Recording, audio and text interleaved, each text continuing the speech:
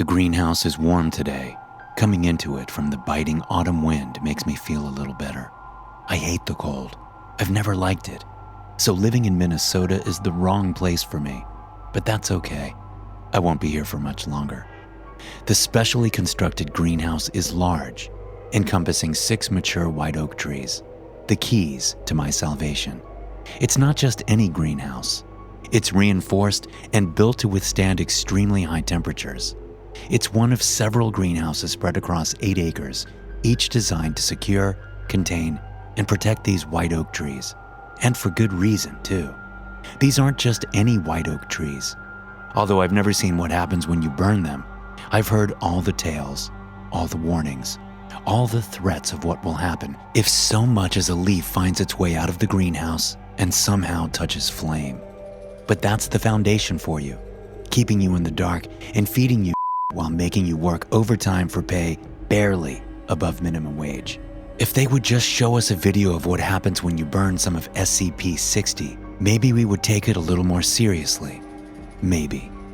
It's not that I don't believe all the stories. I do. In fact, I'm counting on them to be true. But still, the jokers that run the Foundation ought to be publicly flogged if you ask me. I survey the trees, remembering where I left off yesterday, when Salazar steps up behind me, having just gone through security. "What's up, Bartley?" he says, pulling on his work gloves. "Hey, Sal," I say. "how's it hanging?" Sal wears the same kind of blue jumpsuit that I'm wearing, complete with the SCP Foundation patch just above the breast pocket. His is smaller than mine and a little more worn, but otherwise, they're identical. We both have heavy blue work gloves and sturdy work boots. "You're looking pretty happy today," Sal says. "Getting along with the old lady again?" I smile. "Yeah, as a matter of fact, I am," I say. "We're seeing eye to eye for once."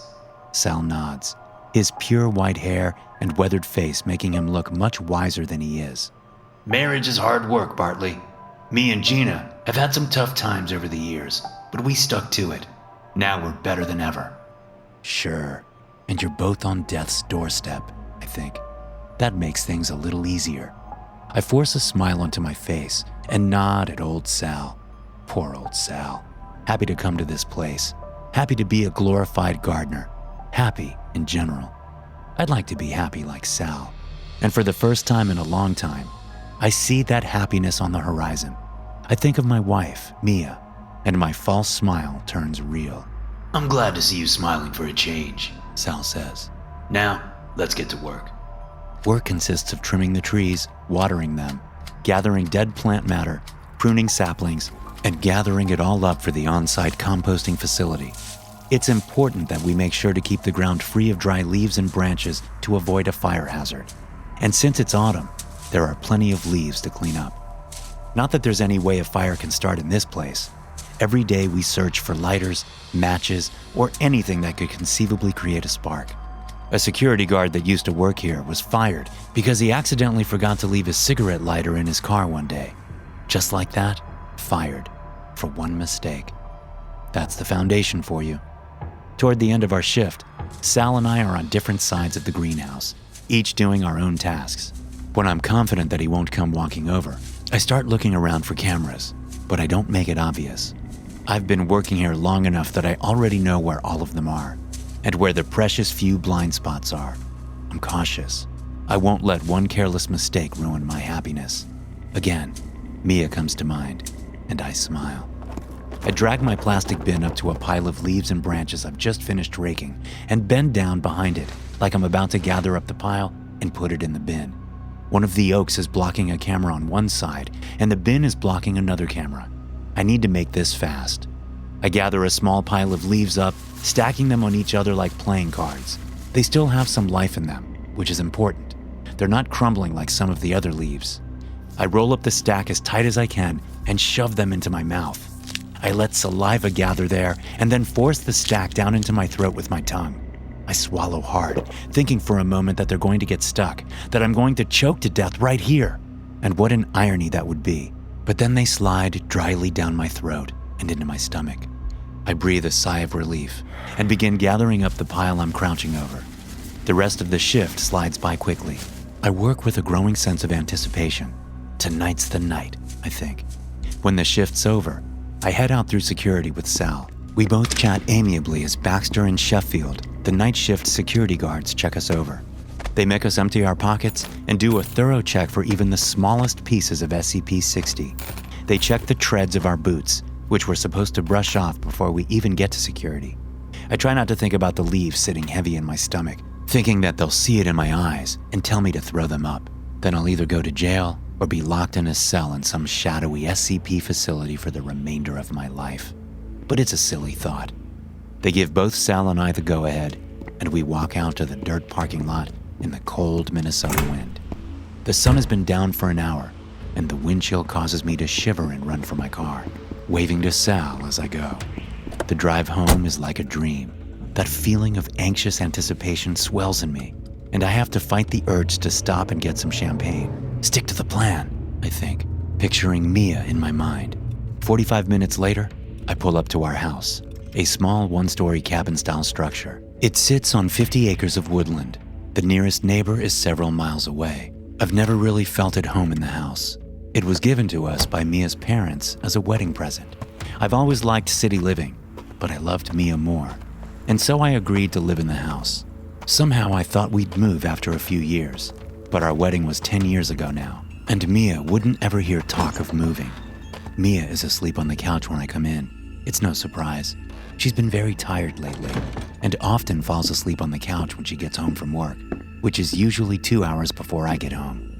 She doesn't know that I know, I think.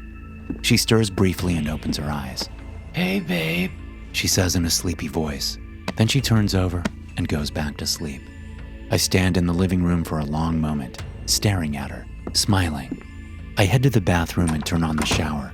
I step over to the sink and stick a finger down my throat. On the third try, my stomach heaves and I throw up the bile-coated leaves. I wash the leaves off in the sink and then pat them dry with some toilet paper. For extra measure, I pull out Mia's hairdryer.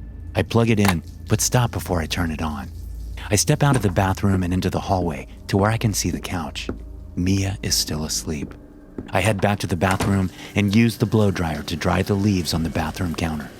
Once they're dry, I get on my knees in front of the bathroom cabinet. I open the doors and pull out all the cleaning supplies, half-used bottles of shampoo, plastic bins full of makeup, and all the other junk that has accumulated down here over the years. In the rear right corner of the cabinet is a small trapdoor that I made myself one day when I called off from work. I press the corner of it just right, and it pops up. I remove the wood and reach into the recess below, gathering the other dried leaves and small branches that I've been smuggling out for months. I place the small pile of leaves and twigs on the kitchen counter. Then I turn off the shower, gather the pile of kindling in my arms, and head out to the living room. Mia is still sound asleep on the couch. My stomach does little flips. The excitement makes my hand shake slightly as I place the branches and twigs in the fireplace. The couch faces away from the fireplace and toward the television, so I can't see Mia as I work, but I listen hard for any shift of position or change in breathing. I reach up and pull a lighter down from the mantel. It takes me several tries to produce a flame from the lighter. I slowly place the flame under the base of the small pile of leaves and branches. The flame ignites, spreading slowly over the leaves and concentrating around the branches. I stand up, making sure to place the lighter back on the mantel. Then I step over to the front door, but I don't open it. I place a hand on it and watch the flames of the small fire grow. Nothing happens. I think for an insane moment that the SCP Foundation has just made the stuff up about these oak trees. My mind reels, thinking about another way to get this job done tonight, another way to be free once and for all. Then something happens in the fireplace. The flames leap up, accompanied by a loud roaring crackle. They keep growing, becoming larger than is possible with such a small pile of kindling. After a few seconds, the flames are licking at the top of the fireplace, blackening the stone there. A skeletal leg appears, stepping out of the fireplace and onto the stone slab in front of it. The leg is engulfed in flame, but I can still clearly see the bones of the feet and the shin.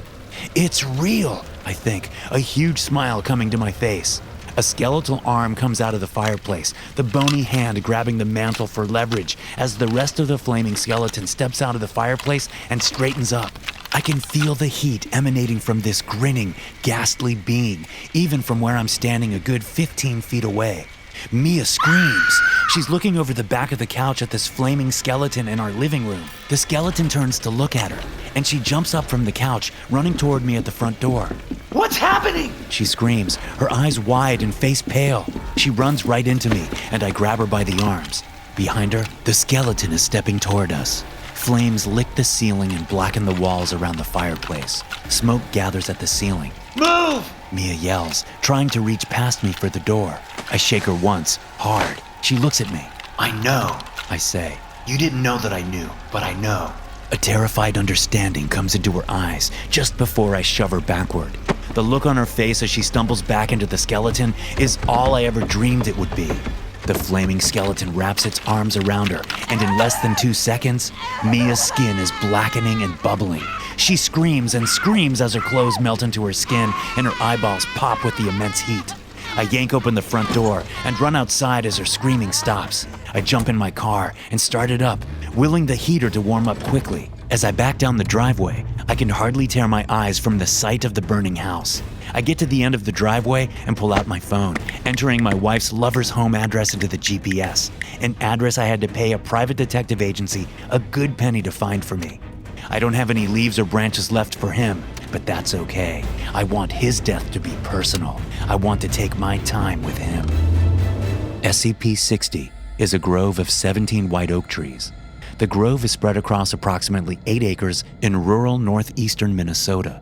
The grove, which contains SCP-060, is currently contained in a series of specially constructed greenhouses at Satellite Site 66-060. Specimens are to be pruned regularly to keep at a manageable size. When burned, SCP-060 will produce an entity henceforth designated SCP-060 Alpha. SCP-060 Alpha appears to be an animate adult human skeleton, standing approximately 2.3 meters tall and surrounded by bright white flames. This skeleton initially burns at a temperature of approximately 1500 degrees Celsius and will attempt to cause as much damage as possible when active. Due to the extreme temperatures produced by 60 Alpha during the initial stages of manifestation, along with its physical capabilities, it is capable of causing large, uncontrolled fires and widespread property damage if left unchecked. Hey guys, thanks for listening. Be sure to subscribe to the podcast for more SCP stories like this one. You can also check out some more episodes from the SCP Experience podcast here. I'll see you in the next one.